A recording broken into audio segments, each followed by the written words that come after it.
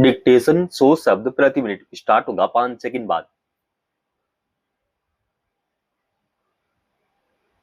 Start.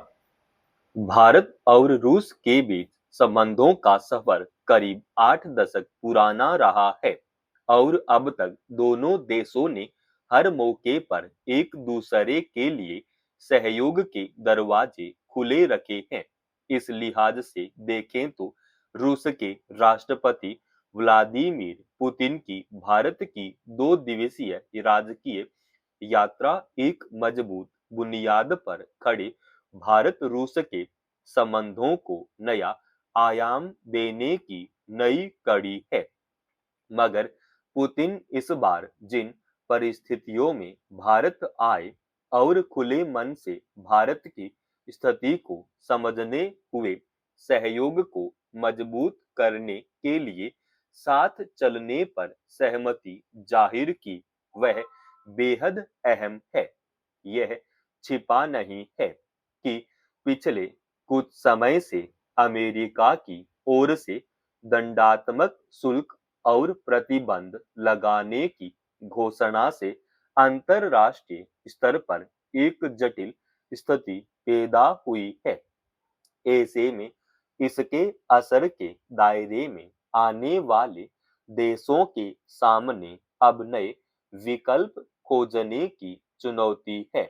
इसी क्रम में भारत और रूस शुक्रवार को दोनों देशों के बीच पहले से चली आ रही आर्थिक और व्यापारिक साझेदारी को मजबूत करने के लिए एक पंचवर्षीय योजना पर सहमत हुए हैं।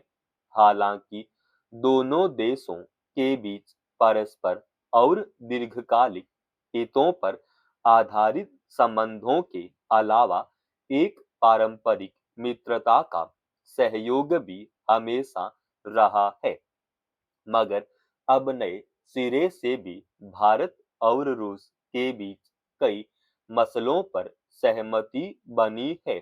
पुतिन के साथ बातचीत के बाद रक्षा, व्यापार, ऊर्जा और आर्थिक सहयोग जैसे अहम क्षेत्रों में साझेदारी को और मजबूत करने पर जोर दिया गया।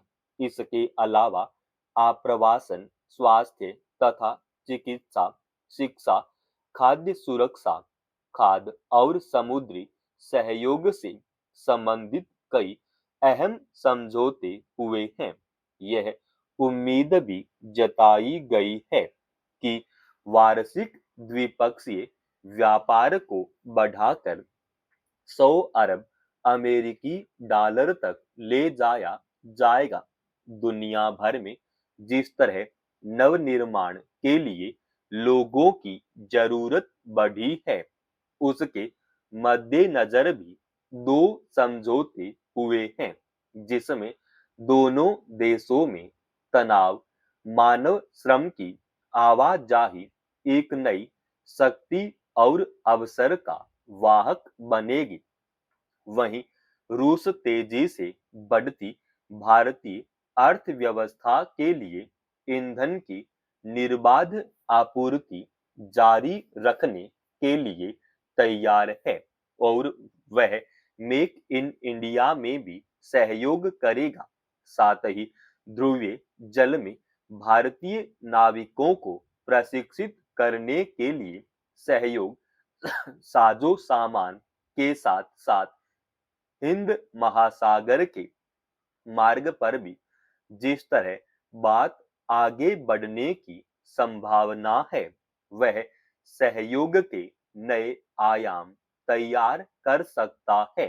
भारत के लिए अपने व्यापार और निवेश के क्षेत्र में ज्यादा विविधता, संतुलन और स्थिरता लाना वक्त की जरूरत है।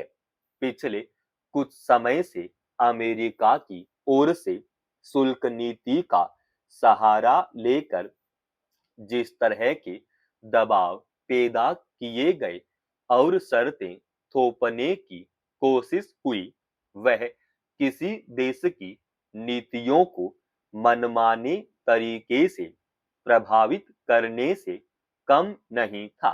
हालांकि भारत ने एक तरह से अपना स्वतंत्र रास्ता ही चुना और पारंपरिक तौर पर मित्र रहे रूस के साथ संबंधों को लेकर किसी नई नीति पर चलने की जरूरत नहीं समझी।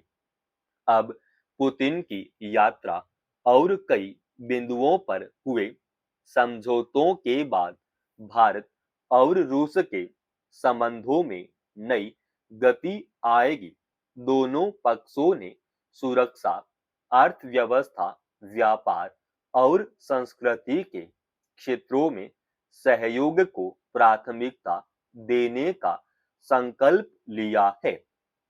आने वाले समय में नई भू राजनीतिक परिस्थितियां तैयार हो सकती हैं, लेकिन एक न्याय संगत और बहुध्रुवीय दुनिया ही नई वैश्विक चुनौतियों का सामना करने में सक्षम हो सकेगी। रूस और भारत का सहयोग इसमें बड़ी भूमिका निभा सकता है। देश के विभिन्न राज्यों और केंद्र शासित प्रदेशों में मतदाता सूचियों के विशेष गहन पुनरीक्षण की प्रक्रिया में बूथ स्तरीय अधिकारियों पर काम का दबाव अब कुछ कम होने की उम्मीद जताई जा रही है। ऐसा इसलिए क्योंकि सर्वोच्च न्यायालय ने इन अधिकारियों के कामकाज के घंटों में कमी लाने के लिए राज्य सरकारों को अतिरिक्त कर्मियों की तैनाती करने का निर्देश दिया है। दरअसल पुनरीक्षण कार्य में लगे अधिकारी साथ में अपनी सामान्य जिम्मेदारियों का भी निर्वहन कर रहे हैं और काम का बोझ बढ़ जाने से कारण उन्हें कई तरह की परेशानियों का सामना करना पड़ रहा है। मगर सवाल है कि इस समस्या के समाधान के लिए आखिर शीर्ष अदालत को निर्देश क्यों जारी करने पड़े। निर्वाचन आयोग और राज्य सरकारों को इस मामले में अपनी जिम्मेदारी का एहसास क्यों नहीं हुआ। आए दिन बहुस्तरीय अधिकारियों की मौत, आत्महत्या, स्वास्थ्य बिगड़ने या नौकरी छोड़ने की खबरें आ रही हैं।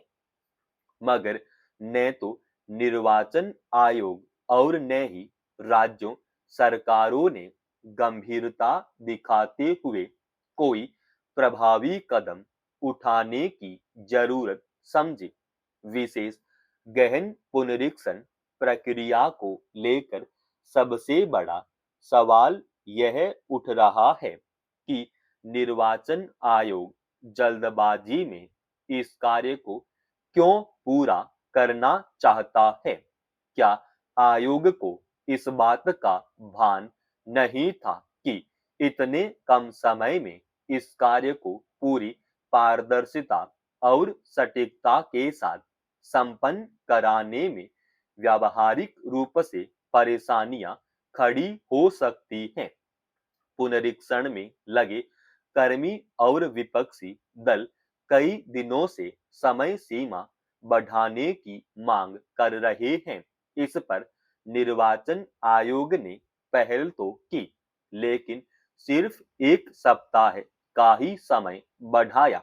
असल में देखा जाए तो पुनरीक्षण प्रक्रिया की प्राथमिक जिम्मेदारी निर्वाचन आयोग की ही है।